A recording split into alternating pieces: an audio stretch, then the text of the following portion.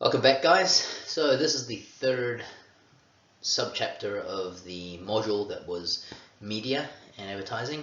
Today we're going to look at support media, or it's the start of a series of lectures on support media. The first most important support media is out-of-home advertising, so OOH, out-of-home advertising. Here's the overview slide looking at the 6 subchapters that the media module was based around. We looked at 1 and 2. Today we're looking at number 3, which is support media, out-of-home advertising, and that includes billboards, transit advertising, and ambient media. So out-of-home advertising includes billboards, so they're a large part of out-of-home advertising. Certainly what you think of when you think of advertising you see when you're not at home. Mobile billboards are a type of billboard, but they're dragged around, hence the term mobile. Shopping mall displays, so these are those posters you see in shopping malls, they're also considered out-of-home advertising. Giant inflatable blow-up dolls. So you see these ones here, which is an example from your textbook, but you also see the ones that kind of wave around outside, the Kumu show or other sort of festivals, trying to attract your attention to someone that's selling something. Phantom street posters, so these are those posters you see on the way to uni. You'll probably notice them on the sidewalk promoting, the local tavern or bar, maybe the latest release of an album, maybe some band that is about to come and play, a couple of gigs around town. The example you see here is a glow-in-the-dark ad for energy-saving light bulbs. So they glow in the dark. So that's, a creative element within these street posters that once again, with any media, it's attracting attention, right? Transit ads, which include bus shelters and taxis, but also a number of things wherever people are in transit, right? So if you think about the bus shelter that you're at, and then the bus that you go on, maybe the taxi that you see driving past you. So these are all examples of transit ads.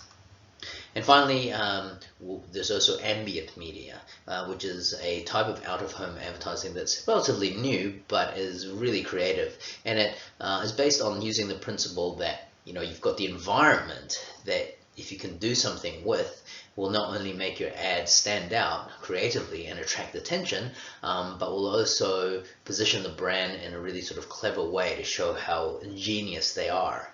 So I've got some really cool examples of ambient media coming up. So billboard advertising, it's the main outdoor medium, as I mentioned earlier. The main point of it is brand name recognition. So if a billboard isn't leaving you with the ability to understand what brand was advertising on that billboard, then it's essentially failed. So the number one reason is that when you see a billboard, you should totally 100% know exactly what brand is being advertised. That is the primary objective. They're very hard to ignore. In fact, because of this, sometimes they come under fire in terms of the Advertising Standards Authority, because unlike TV or radio or magazines or newspapers where the audience essentially elects to pay attention to that media, right? You choose the radio station you're listening to, you choose to tune into a certain TV channel to watch a certain program, you choose to look through a magazine, and you choose to buy a newspaper. You're choosing the attention you pay. But unlike those media, out-of-home media, particularly billboards, are very hard to ignore because they're right there in your face. If you're walking down the road and you see a billboard, it's impossible not to see what you've just seen. And so because they're incredibly hard to ignore, that is both a strength, but it's also a liability, because sometimes, depending on the content of that the advertisement on the billboard, you can get in trouble as the marketer that paid for that ad to be displayed. Poster panels, rotographic displays, mobile billboards, so we mentioned those. These are all different types of billboard out-of-home advertising. So some considerations. Letter visibility, as I mentioned, the first objective, the primary objective of any billboard is brand recognition. So, and typically a brand is signified by, the words that spell out the brand name. Every now and then you'll get a logo, such as Nike is a good example, where you see the swoosh and you know it's Nike, but in most cases, you need to see the brand name. So letter visibility seems obvious, but is a very important consideration. Color visibility, to make sure the colors are in line with the brand, because when we have an integrated marketing communications framework, then every touch point of the brand needs to be in line and integrated. So there can't be any confusion between the colors you see on the billboard and the colors you would normally associate it with the brand. Distance comprehension, because the billboard is outside, it's an out-of-home media. You can approach it from a long way away in traffic, all the way up to when you are literally underneath it. And so at what point you can start to understand what is being said in that billboard becomes another consideration the advertisers have to think about. Despite these things, a billboard, you would think, it's a static, large visual display. How creative can you be? But there are still some pretty cool examples of how, even with such a limited sort of medium, you can still be quite creative. So here are some good examples of creativity. Hot Wheels is the first example. So a giant billboard showing, kids and how they like to play with cars. And in this case, the cars are real-size cars. And then on the right there, showing the sort of those race tracks that you get with the Hot Wheels play sets, the ones where it's basically a roller coaster for your cars, just putting that onto the side of a motorway on-ramp to sort of integrate with the natural lay of the land there. So this is actually an example of ambient media as well, where you're using the existing land, the ambience around you, to try and make the ad stand out a little bit more creatively than just a standard billboard. Here's an example of a social marketing message about tailgating and how it's not worth it. Once again, a billboard, but crumpled up to show the impact of a rear collision if you're tailgating the vehicle, particularly your truck in front. Here's an example of a mobile billboard. So this is for the Red Cross. It's a part of the disaster relief fundraising campaign. So you'll see here it's a mobile billboard that they've driven into the middle of the road. It has to be mobile because you can't have a permanent billboard blocking the street, but they got the photo of the billboard showing what this particular city would look like in the event of an earthquake. Here's another continuation of that mobile billboard Red Cross campaign. So this is outside I think the ferry terminal in San Francisco, showing once again what would happen if an earthquake were to strike that city. So it's very creative because you need to line up the mobile billboard with the background exactly in order to take that photo, but the impact is quite striking.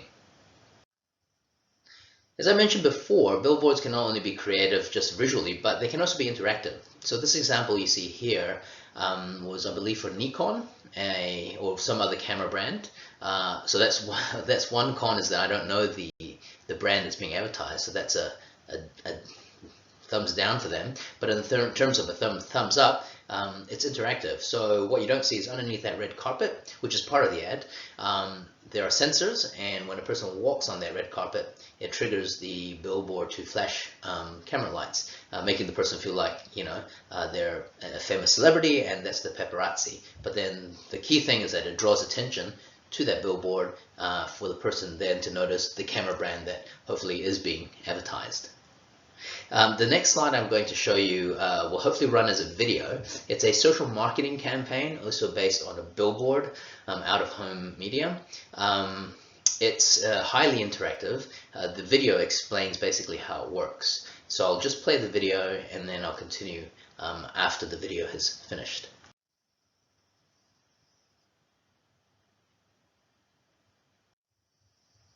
So you would have solved that previous example, how billboards can be highly interactive, and now with technology in terms of facial recognition and other interactive Bluetooth enabled sort of technologies, billboards can be highly interactive. And in fact, a lot of out-of-home media in general is heading that way into more sort of interactive ads. So some strengths of billboards.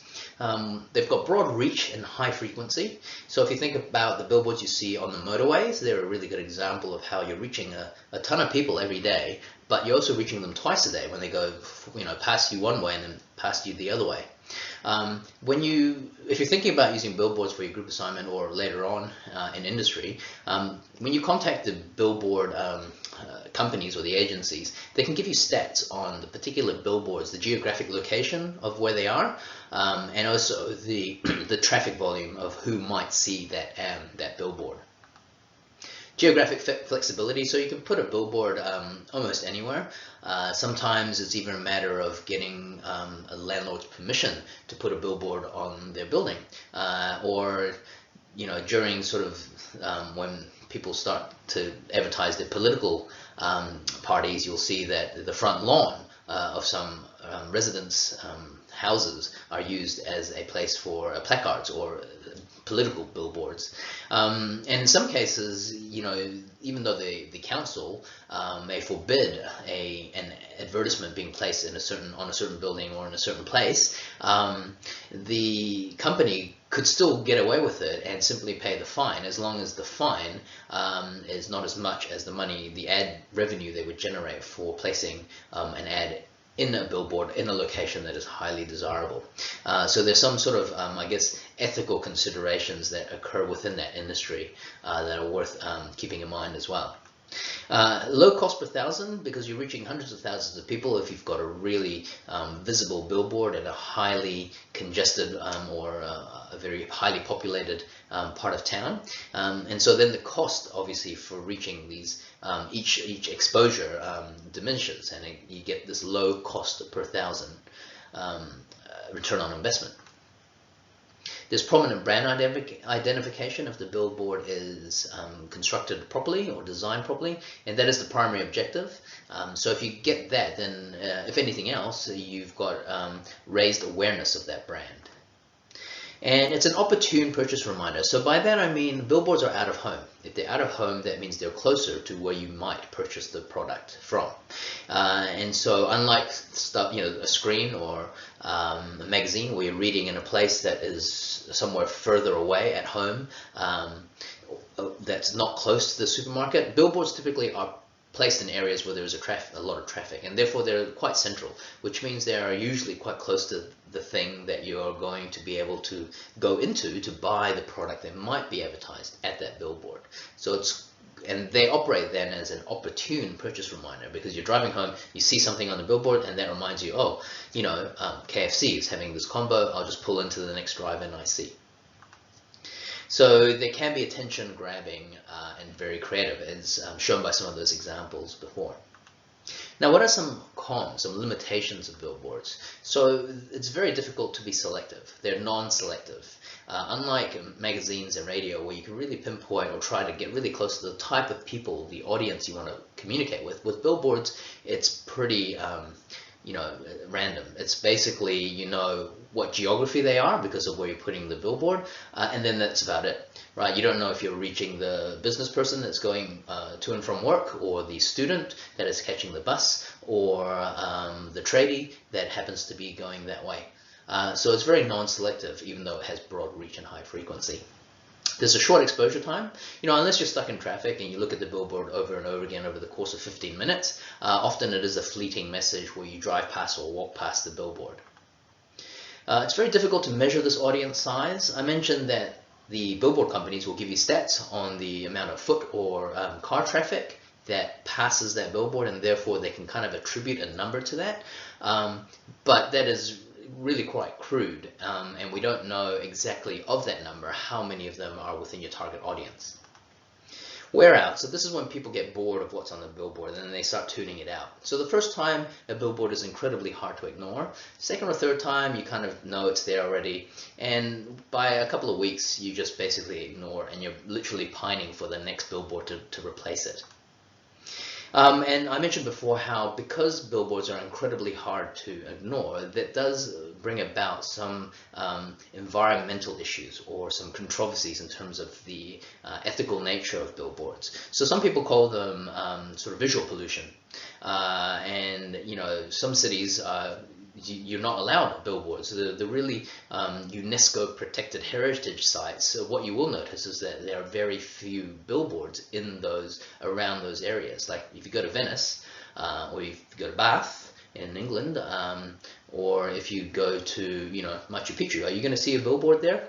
No, right? Because they're not part of the heritage, not part of the culture, and they're seen as diminishing the heritage value of a city or of a place. In Auckland, this is less of an issue. We see billboards everywhere, and certainly in other parts of the world, you see, you know, billboards everywhere as well. But there is this argument then that if these other classical cities don't allow them, what is that saying about the quality of the billboards and how they add or detract from a cityscape?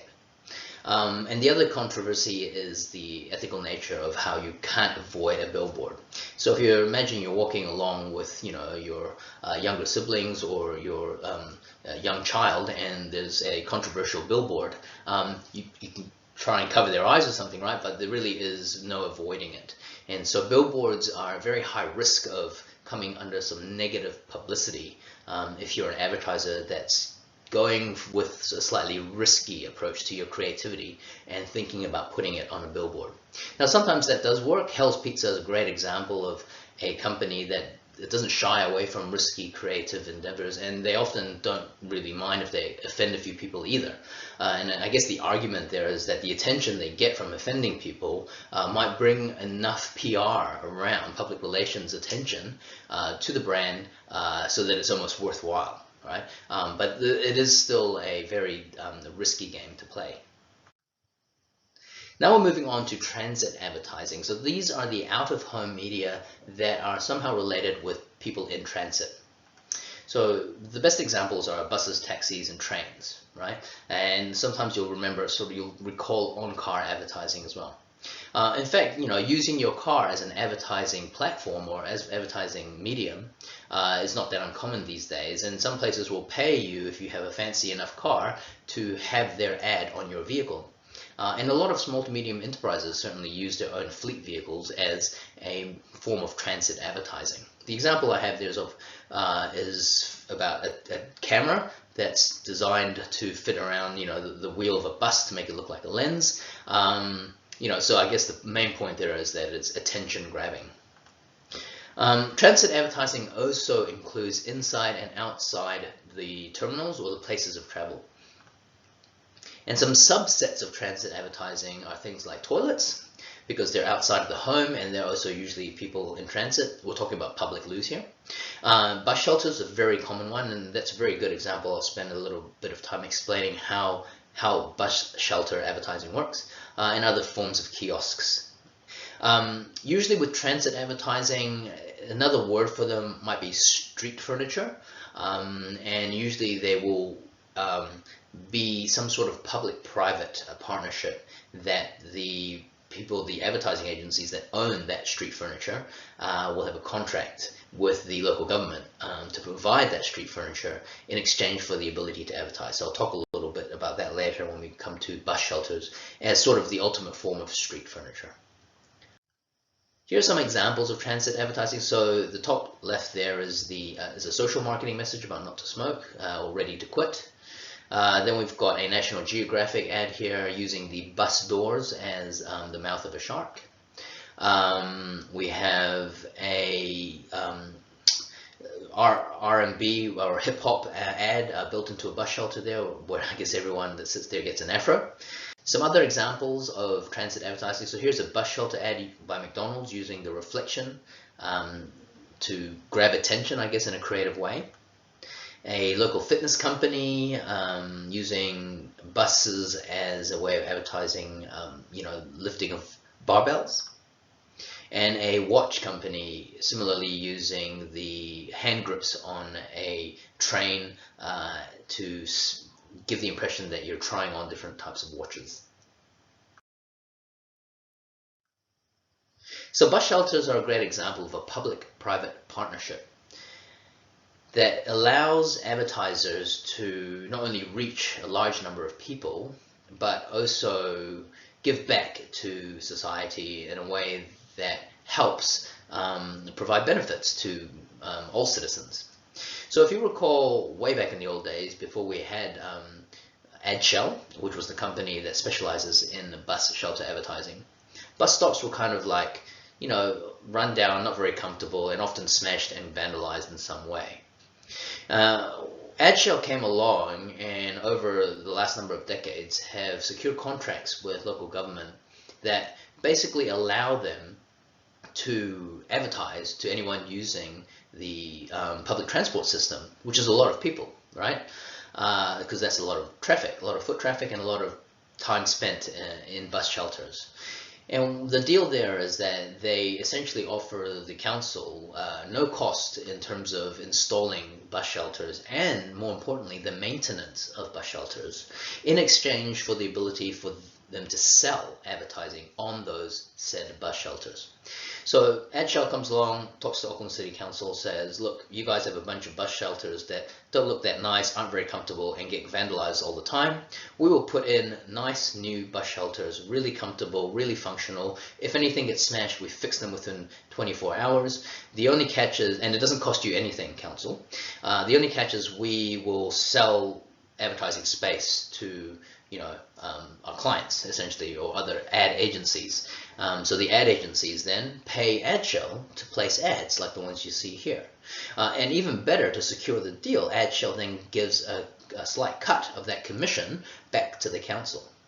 Right? So then the council, it's basically win-win for the council because A, they no longer have to use their own budget to install or maintain bus shelters, and B, they get some fees in terms of the commission that AdShell is able to give to them by selling that ad space to ad agencies, who then on-sell it to their clients that want to advertise to people that wait in bus shelters, right? And you can apply this model to buses, and in other countries, the tube or the metro, the subway system. It's interesting that in Auckland, we don't have any advertising on our trains. I suspect that's because AT or Auckland Transport is waiting for the right deal, because that is a huge asset if you think about it, the ability to advertise to your population within the train. And the more developed the train network gets, the more people use it, the more reach that has, the more attention gets paid to the ads that are in the trains. In other countries like Singapore, the government's been very clever there to completely own that asset. So they create a media agency around the public assets, such as their MRT, and they then control and can sell their advertising themselves to ad agencies. So they essentially cut out the middleman, and they look after the asset themselves.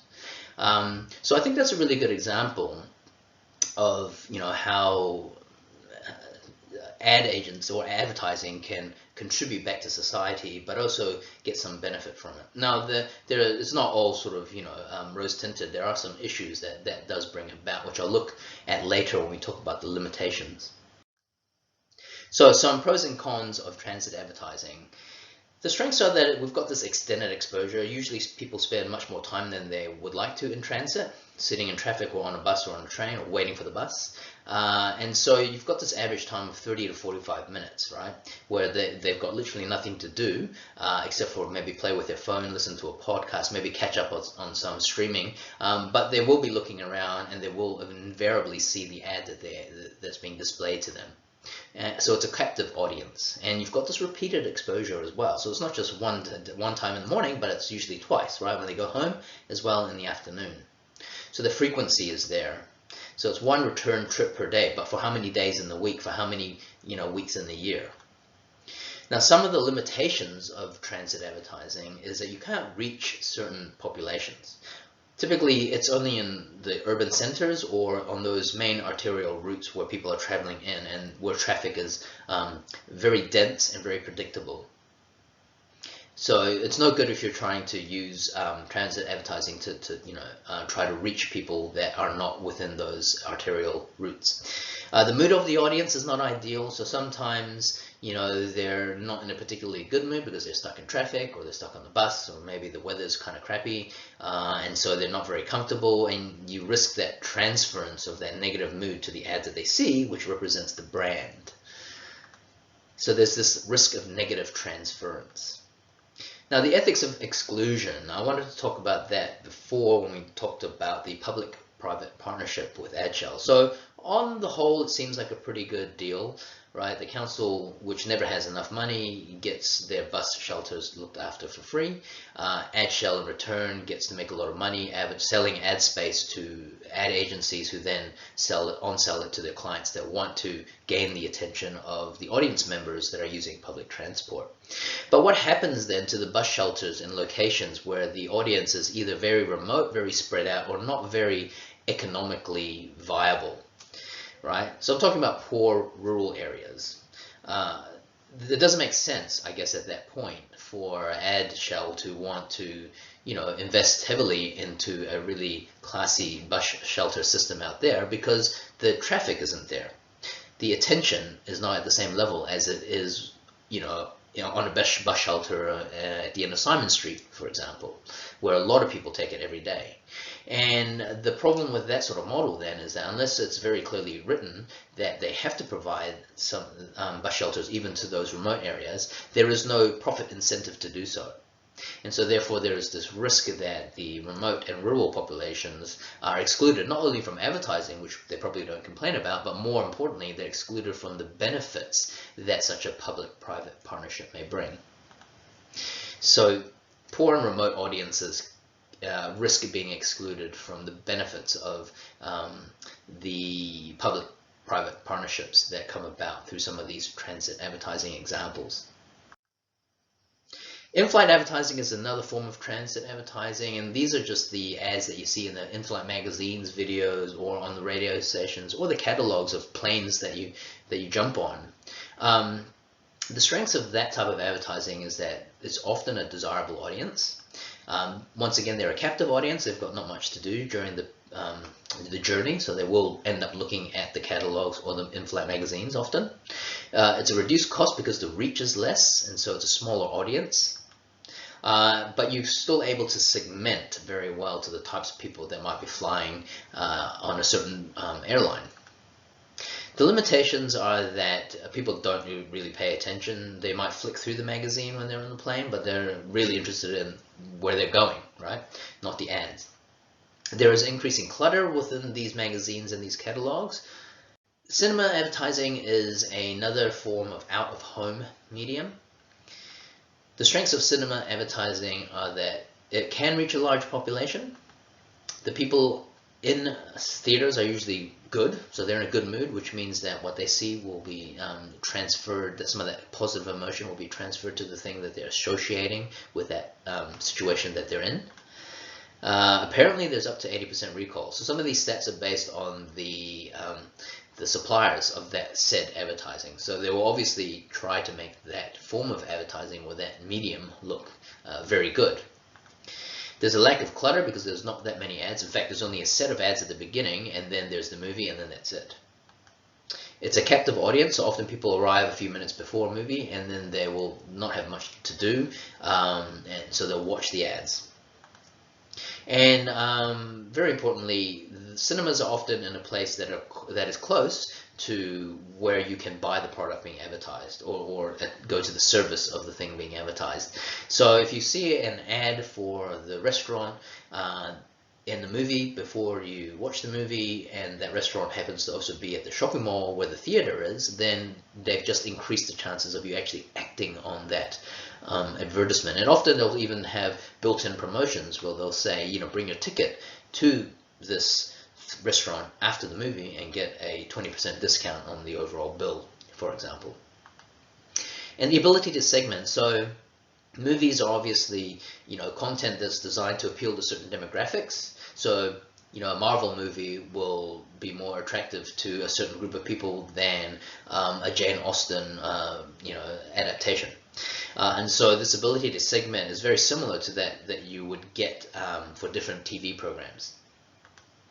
Some limitations of cinema advertising. It can be seen as a bit annoying because people are there to watch the movie, not watch the ad that precedes the movie. And they do come across as tacky sometimes. So the production value for the average cinema ad is not that great compared to, a high-end TV ad. In saying that, though, some cinema ads are really good, and they're as good as you would expect for a TV ad. And often they are the same ads you would see on that company's website. But on average, you kind of see a lot of it is the local businesses, and they have these ads that are just very sort of annoying and tacky. Now we're on to this idea of ambient media. So ambient meaning the surrounding atmosphere. Um, some really cool examples of this razor example for Gillette. So showing just a mowing strip. A cleaning product here on the right, showing what happens when you apply the cleaning product to a pedestrian crossing. And this one here is a dieting meal replacement, showing how thin you can get if you use their product. And this bottom right, similar concept to the one above, but this time use an ad for correction fluid or twink. Some other examples of ambient media. So here's a local martial arts studio just using the ambience of a crack in the sidewalk. So I think that's particularly a good example. Paint, Benjamin Moore paints, so showing the different tones of blue that are available. Now that is kind of a billboard mixed in with an ambient media, and it's simply a frame, so the blue is the tone of the sky that is behind that billboard. A similar concept was used here by Colston hair products, showing the different tones of hair. So that's the same billboard shown at 3 different parts of the day. So at dawn, and at dusk, and at night, showing the different tones that are available. Once again, that billboard is just a cutout, and the creative part of it is the ambience that is behind the billboard adds to the effect of the whole ad. So with ambient media, advertising can be anywhere. So here's an example of a social marketing campaign showing what happens if you drink and drive using, basically a tree as a parking space. They can be an ad for a local cafe, here showing using the steam coming out of a sewer cap manhole to replicate a steaming cup of coffee. I don't know how appealing that is. And then over here, a combination of ambient media and transit terminal advertising. So this is at a airport showing the boot size of a Mini Cooper. I guess creatively signifying how much boot space and how much luggage that vehicle can hold. The next example is a video of ambient media or ambient advertising for a cleaning product. So I'll play the video and then I'll continue speaking after.